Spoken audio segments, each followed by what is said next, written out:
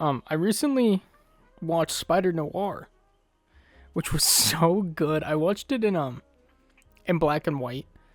I did switch to color. Like I would rewind some scenes, play them in color just to see what they look like, and both look really good. I just watched it in black and white because it's called noir. It's like felt like it had to be watched in black and white, and it looks so good. And when I was looking at some scenes in black and white compared to color, I don't know, the black and white was just doing it so much the better for me. It. I don't know what it is, but it just felt like heavier in some scenes. I guess is the best way to describe it. Just felt so good. But looking at it in color too, it's so bright. It looks beautiful. That was really good. Two biggest problems with it: one, it's 8 episodes. Two, it was just all dropped in one day. It's crazy to me too because it's like it felt like a show that was intended to be released weekly. Like they have beginning of the episode recaps, right? Just so that you can catch up from the previous week, so you can remember what happened. And they also have like constant flashbacks, which work. Like it's not a bad thing that there were flashbacks, but hang on, let me drop this. But it's one of those things that television used to do because they were weekly and they needed to remind people like what happened last week. But really, really good. It's insane to get cape shit nowadays that has so much style and substance in it. And it was funny too. It was funny, but not in like the typical, quirk chungus kind of funny. It was just legitimately funny. It understood what needed to work. But what was I talking about? Oh yeah, Spider Noir. Blah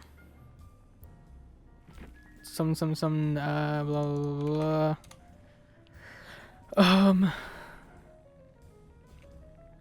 Oh yeah, it's really funny, and it's got like that classic like dry sarcastic humor that a lot of noir films do, which is really nice.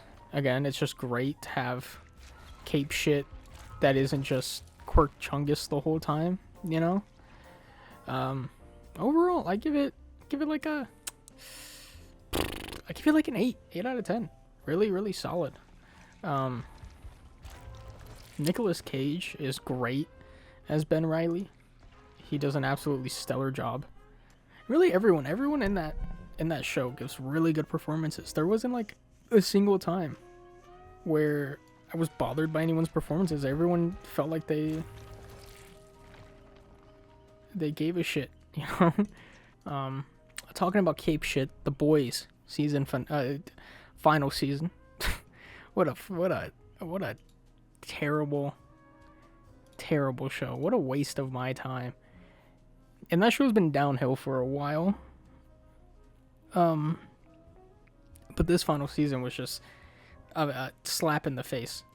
The backdoor piloting, insane, for a show that doesn't even exist and no one cares about. I don't care about Vought Rising. Fuck you, dude. End my show properly.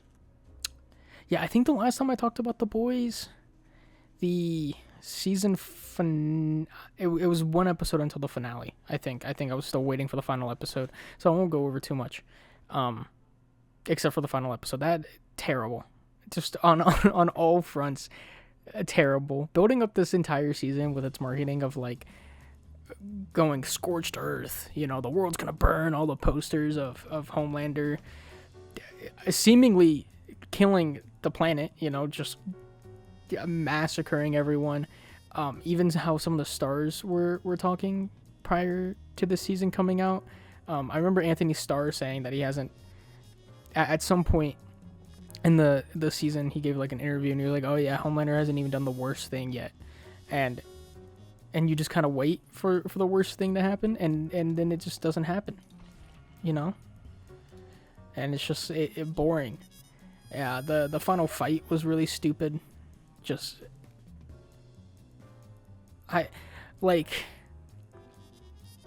throughout the whole series, Homelander has never been consistently the same strength, and that's been really frustrating to watch. And we only got like one scene of Homelander actually being scary with his power, and that's when Frenchie dies. Rest in piss. But that's really it.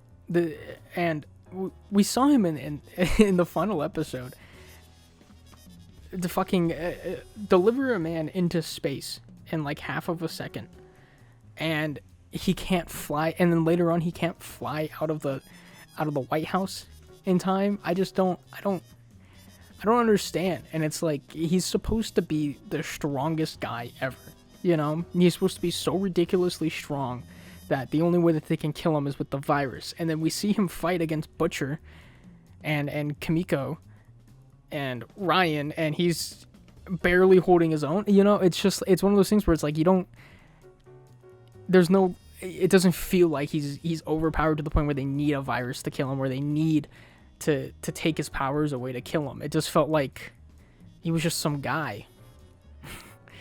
He was just some slightly stronger than average man, because Butcher and him are like going still toe to toe in the final fight, and then I don't know, it's so stupid, it's so bad.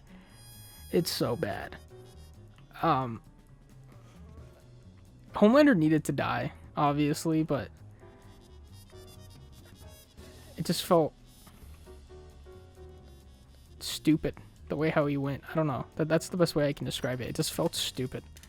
But going back to the boys, even Kimiko getting her Soldier Boy blast is so ridiculous to me. Like, what took the Russians years of testing and doing and experimenting on Soldier Boy, they did in like a week, a month, I don't know. Which I understand, like, oh, they had the notes, they knew how to do it already, but it just feels so stupid to me to just have that thrown in there, be like, we can't figure out a way, like a meaningful way to kill Homelander, so we're just gonna throw in some bullshit, you know. PlayStation State of Play was yesterday, I think. And what a snooze fest. What can I say? I heard that they had, like, I guess rented out theaters, so that people could watch it in like a movie theater, and I don't understand why. That was so nothing burger. It was just boring. I don't know, Wolverine doesn't look all that great. It looks like a shitty Arkham game, you know? Visually, it looks incredibly bland.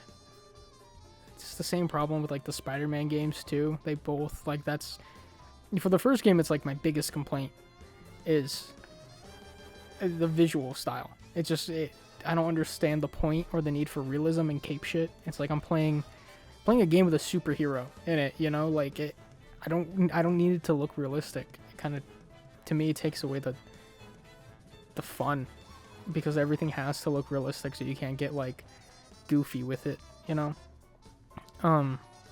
Spider-Man 2 just a stinking pile of ass, just absolute shit. Man, I pre-ordered it too. I have the Venom statue. That's crazy. I have a statue of something that never happens in the game. Like that scene, it's in one of the trailers too, of them like fighting the city street, which I'm pretty sure that this statue is modeled after, just doesn't happen in the game. I don't get it. Spider-Man 2 fucking sucks. The game, not the movie. The movie, 10 out of 10. Shout out Sam Raimi.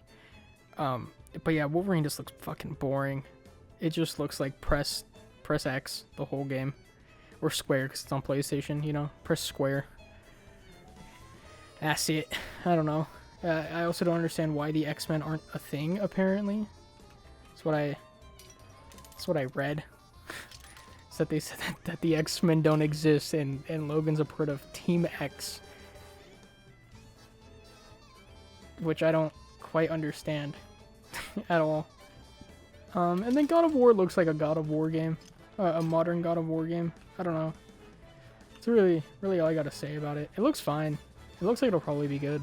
But I think it's hilarious to to advertise it as like 20 minutes of uninterrupted gameplay, and then you show God of War, you know, and like a modern God of War, where half the game is a cutscene.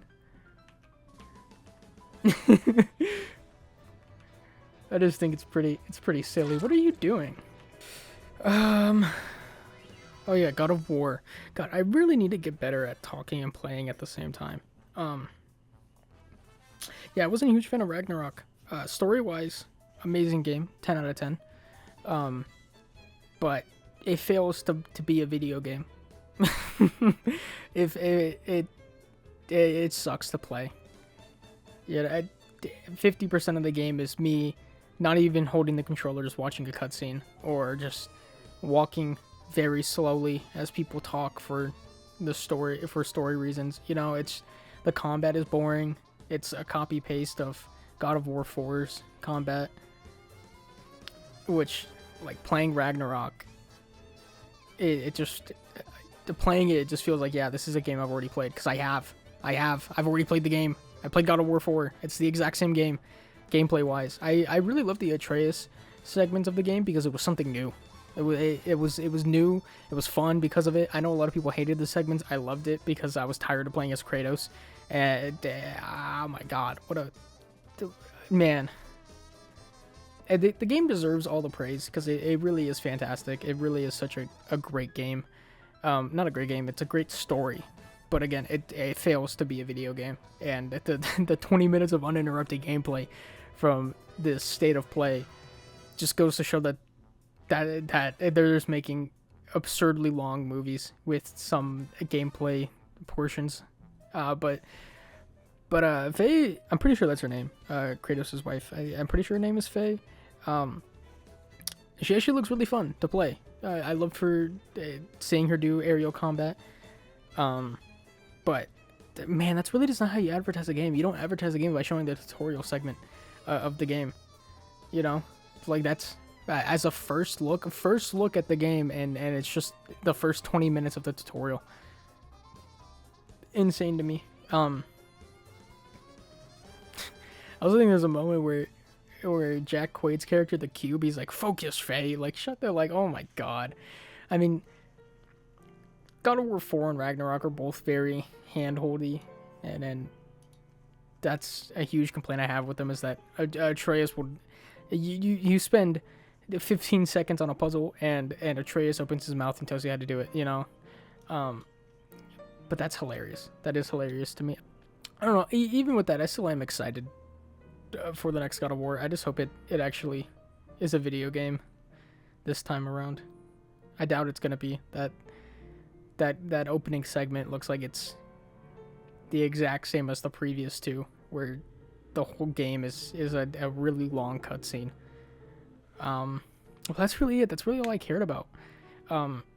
Raymond's getting a new game, which is pretty cool. I love that he's back, at least, you know. The Marvel fighting game looks like a fighting game. It looks fun. I suck at fighting games, so I probably won't play it. I'll probably watch people play it, though, and buy it on a whim, and then suck ass at it for 10 hours, and then never touch the game ever again. Oh yeah, there was that ghost fighting game. I forget what it's called.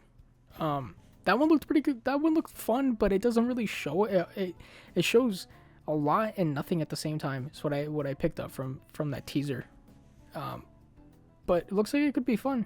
I don't know. I'll wait for more stuff to come out about it. Yeah, after that state of play, I can't really say that there's anything I'm like raving over. You know, if I had bought a movie ticket to go watch it at a movie theater, I would have been pissed off. Just terrible. But I think we have like 2 more events, like gameplay events coming up. I really, the only thing I'm looking forward to right now is the Final Fantasy VII Remake Part 3. That's it. I need that reveal. I need that reveal in my veins now. I love those games so much. I've been contemplating playing them on this channel, like playing those the two that are out, just replaying them for fun, because I love them so much. They're so good. What a game! Oh my god, stellar remakes. Yeah, that's all I got to talk about today. I don't know. I don't know if this is going to be a separate video, if I'm going to do another Yap Sesh video, or I'm just going to complain. It's probably going to be another Yap Sesh video, what I'm talking about. Yeah.